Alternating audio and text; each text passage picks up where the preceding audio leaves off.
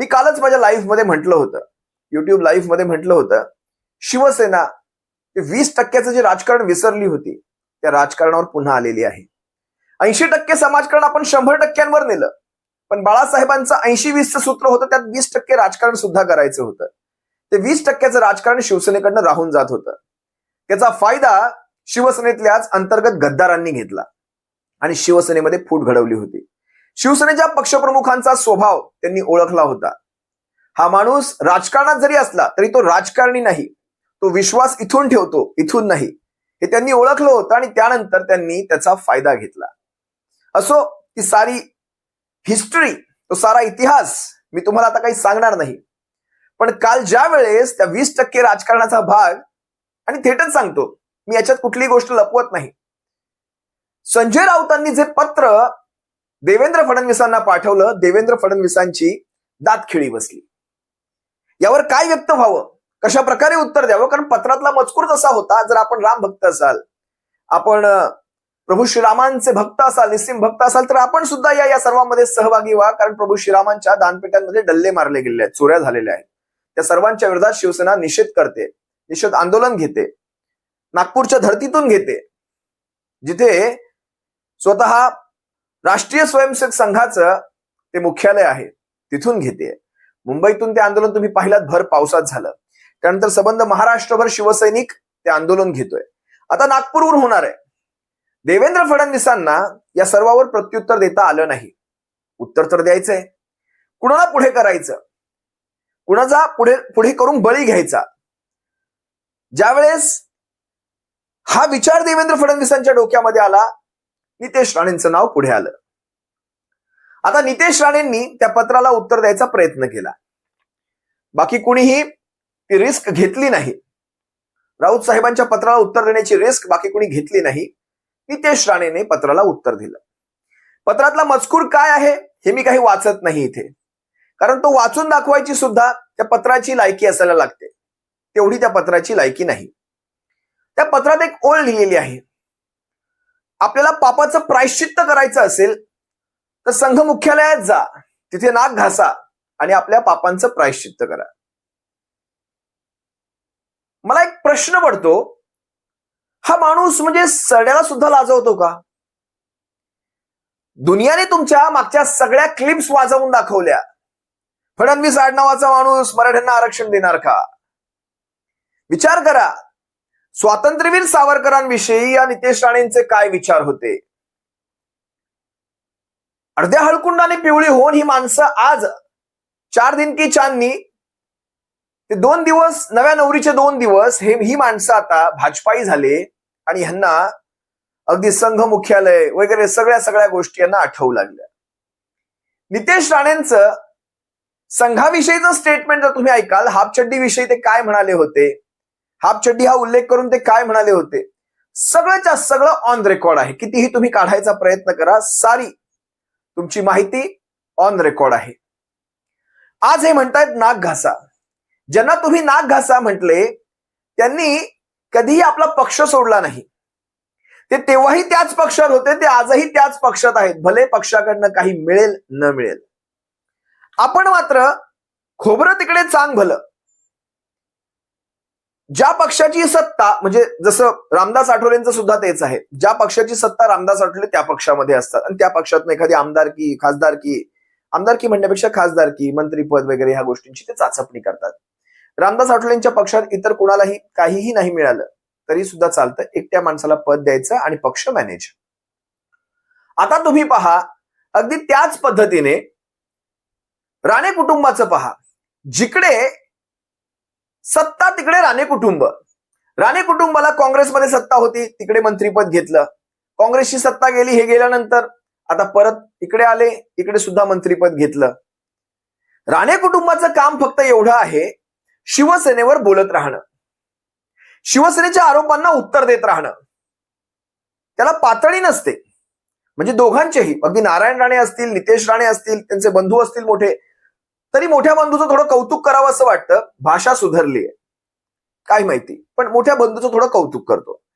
पण ह्यांची बाकीच्यांची जी भाषा आहे ती भाषा पाहता राणे कुटुंबाचं भविष्य फार कठीण आहे.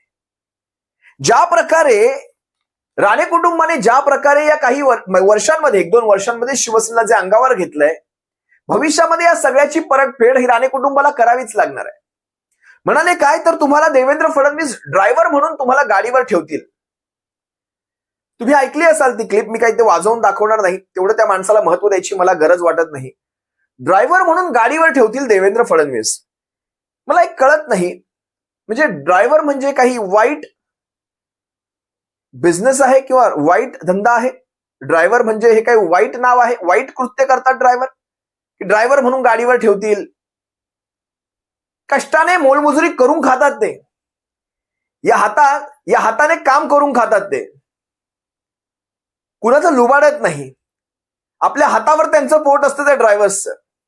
त्यांच्या आयुष्यात ते काय संघर्ष सहन करतात हे तुम्हाला नाही माहिती. ज्यांच्या तोंडातच सोन्याचे चमचे पैदा होताना सोन्याचे चमचे होते, त्यांनी त्या ड्रायव्हरची तुलना कुणाशीही करू नये. त्यांच्यासारखं आयुष्यात संघर्ष कोणी करत नाही. आणि तुमच्या सरकारांच्या काळामध्ये ज्या प्रकारचे रस्ते वगैरे आहेत ते पाहता त्या ड्रायव्हरचं आयुष्य आणखीच खडतर झालेलं आहे. आणि ड्रायव्हर देवेंद्र फडणवीस ड्रायव्हर म्हणून ठेवतील. अरे करतील ते ड्रायव्हरचं काम, तुम्हाला त्याच्याशी काय? त्यांचे पाय पुरतात तिथपर्यंत, क्लच ब्रेक पर्यंत त्यांचे पाय पुरतात, ते करतील काम, तुम्हाला त्याच्याशी काय? तुम्ही कशाला ड्रायव्हरची तुलना करताय? ज्याचे पाय क्लच ब्रेक पर्यंत पुरतात, ज्याचे हात स्टेअरिंग पर्यंत पुरतात, तो काम कुठलाही करू शकतो. आपण सल्ले कशाला देताय? मी तुम्हाला यांचे कोकणात स्वतः एवढे यांच्या नेत्यांमध्ये वाद, म्हणजे आता हे भाजपवाले, आता ह्यांना भाजपवालं म्हणावं की नाही, कारण भविष्यामध्ये भाजपची सत्ता जाईल त्यावेळेस हे कुठे असतील मला माहित नाही. आता हे भाजपवाले राऊत साहेबांच्या विरोधात बोलतायत. मी कालचं स्टेटमेंट ऐकलं रामदास कदमांचं सुद्धा. म्हणजे कोकणामधली ही 2 माणसं शिवसेनेवर बोलण्यासाठी, एक रामदास कदम आणि एक राणे कुटुंब. मी रामदास कदमांचं कालचं स्टेटमेंट, त्यांनी काय शब्द वापरले तटकरेंविषयी, एकदा हा व्हिडिओ पहा, तुम्हाला कळेल. सुनील तटकरे आणि प्रफुल्ल पटेल सुद्धा होते असं सांगण्यात आलं होतं. सुनील तटकरेच्या बाबतीमध्ये काही होऊ शकतं. सुनील तटकरे कुणाचा होऊ शकत नाही, कुणाचाही नाही, त्याच्या बापाचा पण होणार नाही. तो तटकरे जिथं खाईल ना, जेवेल तिथं शेत करणार, ही तटकरेची औलाद आहे. तर तटकरेच्या बाबतीमध्ये न बोलणं अधिक चांगलं. जर सुनील तटकरेंनी हे वाक्य ऐकलं असेल ना, आणि पुन्हा सुनील तटकरे जर ह्या रामदास कदमांच्या जवळ जात असतील, तर यांच्यासारखी, तो शब्द आता मी वापरत नाही, यांच्यासारखे हेच. तुम्हाला समजलं मला काय सांगायचंय? ज्या ताटात हे खातात त्याच ताटात काय करतात. मी छेद हा शब्द वापरतो, यांनी वेगळा शब्द वापरला. लक्षात घ्या. म्हणजे शिवसेनेवर बोलण्यासाठी कुठली माणसं, कुठल्या दर्जाची माणसं ठेवली जातात हे लक्षात घ्या. नारायण राणेंची सुद्धा खासदारकी कशी निवडून आली हे तुम्हाला आम्हाला चांगलंच माहितीये. मनसेचा बिनशर्त पाठिंबा नसता, डमी विनायक राऊत नावाचा उमेदवार नसता, तर स्वतः नारायण राणे सुद्धा निवडून आले असते का? याचं उत्तर स्वतः राणे कुटुंबाने द्यावं. डमी विनायक राऊतांनी 20,000चं मतदान घेतलं आणि 20,000चं वाढीव मतदान, असे 40,000च्या मताने नारायण राणे निवडून आले. विचार करा, मनसेची सभा घेण्यात आली नारायण राणेंसाठी. यापेक्षा अजून लाजिरवाणी गोष्ट काय असणार? मला जास्त खोलात जायचं नाही, पण संजय राऊतांबद्दल बोलण्या इतपत नितेश राणे आपण मोठे नाही आहात. संजय राऊतांनी आजही आपल्या पक्षाची इमाने इतबारे साथ दिली. तुम्ही ते काल परवा बचत गटाचा उल्लेख केला होता. शिवसेनेची तुलना करताना बचत गटाच्या सदस्य सुद्धा जास्त असतात. म्हणजे शिवसेनेचा उल्लेख बचत गटाशी तुम्ही त्याचं ताळमेळ जोडलात. आपला बचत गट म्हणजे जो आपण एक बचत गट खोलला होता काही वर्षांपूर्वी, आपल्या वडिलांनी खोललेला बचत गट, आपण 2 मुलं मिळून सुद्धा तो चालवू शकलो नाही. याची कधीतरी मनाला सल असेल की नाही? तो बचत गट कुठल्या तरी मोठ्या बचत गटात विलीन करावा लागला, याची कुठेतरी मनाला सल असेल की नाही? कधीतरी या गोष्टींवर विचार करावा. किंवा ते काल परवा एका पत्रकाराने तुम्हाला प्रश्न विचारला होता, लोक जसे कपडे बदलतात तसे तुम्ही पक्ष बदलता. यावर तुमची जी चुप्पी तुम्ही पाहिली होती, आम्ही सर्वांनी पाहिली, चुप्पी साधली होती, शांत बसले होते तुम्ही. आठवतंय की दाखवू? हा व्हिडिओ पहा. आमच्या सर्वांना एक कुतूहल आहे की कपडे बदलतात तसं तुम्ही पक्ष पक्ष बदलता, याच RSS ला तुम्ही हापचड्डी वगैरे असं एकेकाळी म्हणत होता, जानवेवाले वगैरे, बोललेले जानवेवाले तुम्ही तुमचे वगैरे व्हिडिओ बोलत सध्या होता. व्हायरल होत तर आहेत. त्या कसं हे होतं सगळं, आता विचारधारा जी आहे त्याच्याबाबत नेमका प्रश्न काय, म्हणजे इथंच बालगंधर्वच्या शेजारी तुम्ही गडकरींचा पुतळा उचलून टाकल्यानंतरची तुमची भूमिका आजही त्या आम्हाला जो भूमिका पटते त्या भूमिका आम्ही स्वीकारतो.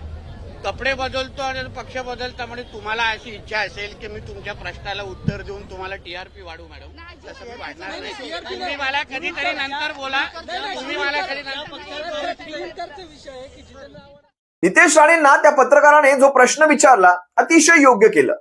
काही वेळा जागेवर जागा सुद्धा दाखवून द्यायची असते आणि पत्रकारिता जर अशी असेल तर कमीत कमी नेते लाजे खातर तरी काही गोष्टी कमी करतील.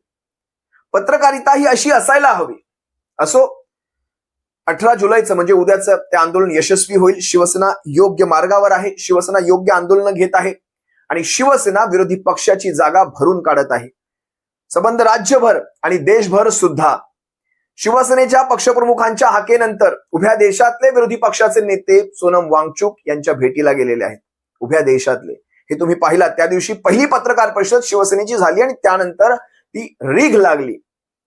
ही ताकद आहे शिवसेनेची. या गोष्टी आपल्याला विसरून चालता येणार नाही. असो, तुम्हा सर्वांची रजा घेतो. सप्रेम जय महाराष्ट्र. काळजी घ्या.